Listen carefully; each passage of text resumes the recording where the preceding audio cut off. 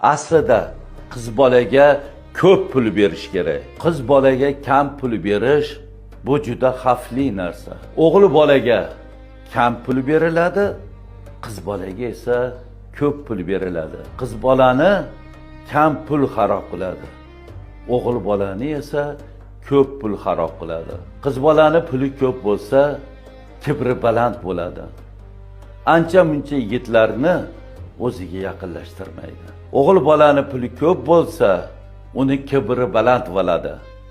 Va lekin bu kibr uni girdobga tortadi. O'g'il bola peshana teri bilan pul topish kerak.